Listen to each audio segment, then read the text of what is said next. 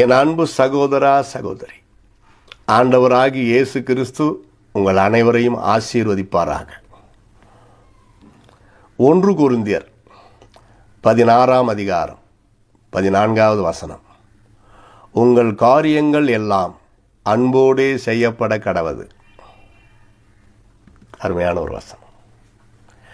உங்கள் காரியங்கள் எல்லாம் எதுவாக இருந்தால் கர்த்தருக்கு உட்பட்ட அதுதான் கர்த்தருடைய பிள்ளைகள் தலையிடுவார்கள். அப்படி என்றால் அன்போடே செய்யப்பட கடவுள். God is love. உண்மைதானே? தேவன் அன்பாக இருக்கிறார். ஒரு சிலர் லெட்டர் எழுதுவாங்க, பார்த்துருக்கீங்களா? நான் படிக்கிறப்போ ஒருத்தருக்கு ஒருத்தர் லெட்டருங்க எழுதுவாங்க, லவ் இஸ் காட் அப்படின்னு. நான் அதை படிச்சுட்டு லவ் இஸ் காட் தப்பு, காட் இஸ் லவ் அப்படி போடுங்க இனிமே என்று சொல்லுவேன். ஏனென்றால் அன்பை உண்டாக்கியது ஆண்டவர் தான். அன்பு ஆண்டவரை உண்டாக்கவில்லை, ஆண்டவர் தான் அன்பை உண்டாக்கினார். அன்பு தேவன் தம்முடைய ஒரே பேரான குமாரனாகி இயேசு கிறிஸ்துவை இந்த பூமிக்கு அனுப்பி மனுமக்கள் மேல் இவ்வளவாய் அன்பு கூர்ந்தார். எவ்வளவாய்? இவ்வளவாய். எவ்வளவாய்? இவ்வளவாய். அப்படின்னா என்ன அர்த்தம்? அளவே கிடையாது. பிதாவானவர் இயேசுவை அனுப்பினார். இயேசு கிறிஸ்து தம் ஜீவனையே கொடுத்தார், மரித்தார், 3ஆம் நாள் உயிரோடு எழுந்தார், விண்ணகம் சென்றார், இன்றைக்கும் நமக்காக பரிந்து பேசிக் கொண்டிருக்கிறார். யார்? இயேசு. பரிசுத்த ஆவியானவரை பொழிந்தருளினார் நமக்கு உதவியாக, தேற்றரவாளனாக. என்ன அருமையான ஒரு கர்த்தர் பார் வரப்போகிறார்.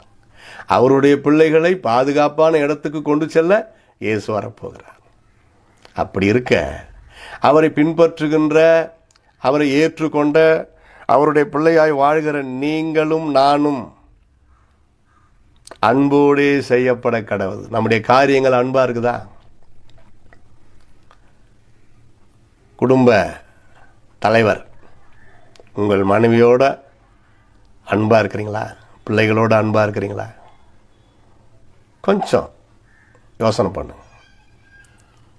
இல்லத்தரசி உங்கள் கணவர்கிட்ட, சொந்த கணவர்கிட்ட அன்பா இருக்கிறீங்களா? பிள்ளைகள் கிட்ட, நீங்க பெற்றெடுத்து உங்க பிள்ளைகள் தானே, அன்பா இருக்கிறீங்களா? நிறைய பேர் நான் பார்த்துருக்கேன், அவங்க தான் பெற்றெடுத்தார்கள். ஏன்டா பிறந்த? அவன் என்ன சொல்லுவான் பதில்? அவன் என்ன சொல்லுவான்? எதுக்குடா பிறந்த? ஏன்டா பிறந்த கேட்குறான். அவன் ஒன்றுமே புரியாது. சர்ச்சில் என்னடானா கர்த்தர் உங்களை படைத்தாருன்னு பாஸ்டர் பேசுகிறார். இவர் என்னடானா அப்பா இப்படி கேட்குறாரு. அவன் நான் சொல்லுவான், நான் ஏன் தான் இந்த வீட்டில் பிறந்தனோ அப்படின்னு நினைப்பான். சிக்கலான கேள்விகளை கேட்கவே கூடாது. யோசிக்கணும். அன்பு தான் முக்கியம். குற்றங்களை கண்டுபிடித்து கொண்டு ஒவ்வொன்றா வரிசைப்படுத்தி கொண்டு ஒவ்வொரு நாளும் சொல்லிக்கொண்டு குழப்பங்களை உண்டாக்கி கொண்டு இருக்கிறதை நிறுத்தி, எனக்கு ஆண்டவர் கொடுத்த விலையேற பெற்ற பொக்கிஷம் என் மனைவி தான், எனக்கு ஆண்டவர் கொடுத்த விலையேற பெற்ற பொக்கிஷம் என் கணவர் தான், எங்கள் 2 பேருக்கும் ஆண்டவர் கொடுத்த ஒரு கிருபை, சுதந்திரம் என் அன்பு பிள்ளைகள் தான்.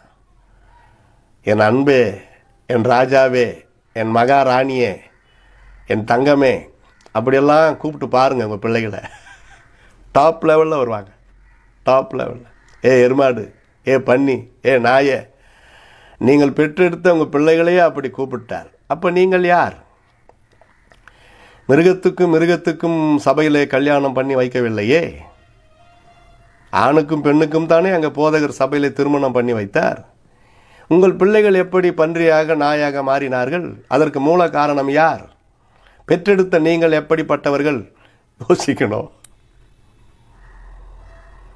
ஒரு அம்மா தான் குழந்தைய குளிப்பாட்டுறாங்க சோப் போட்டு. அது எடக்கு பண்ணிச்சு.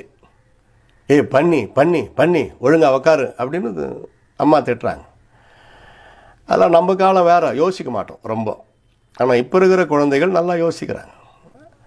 இந்த பாப்பா என்ன பண்ணுச்சு, அப்போ நான் பண்ணின்னா நீ அம்மா பண்ணி அப்படின்னு சொல்லிடுச்சு. இப்போ என்ன செய்ய முடியும் அம்மா? அதோடு அவங்க அமைதியாகிட்டாங்க. எனவே உங்கள் காரியங்கள் எல்லாம் அன்போடே செய்யப்பட கடவது. எவ்வளோ கஷ்டமான வேலை கொடுத்தாலும் சந்தோஷத்தோடு புன்னகையோடு அதில் இறங்குங்கள். உன் கைக்கு நேரிடுகிறது எதுவோ அதை உன் முழு பலத்தோடு செய். கர்த்தர் உனக்கு பலன் தருவார். ஜெபம் செய்வோமா? அருமையான எங்கள் பரலோக பிதாவே, உமக்கு கோடா கோடி ஸ்தோத்திரம். உங்கள் காரியங்கள் எல்லாம் அன்போடு செய்யப்பட கடவது என்ற வார்த்தையின்படி அன்பின் பிரமாணத்தை நீர் எங்களுக்கு வைத்திருக்கிறீர். அந்த பிரமாணத்திலே நாங்கள் வாழ உதவி செய்யும்படிக்கு நாங்கள் ஜெபிக்கிறோம். அருமையான தம்முடைய பிள்ளைகளை அடிமையுடைய ஊழியக்காரனாக நின்று கர்த்தராகிய இயேசு கிறிஸ்துவின் நாமத்தில் வாழ்த்தி ஆசீர்வதிக்கிறேன். இது அப்படியே செய்யும், ஆசீர்வதியும். இயேசுவின் மூலமாக ஜெபிக்கிறோம் எங்கள் அருமை பிதாவே. ஆமேன்.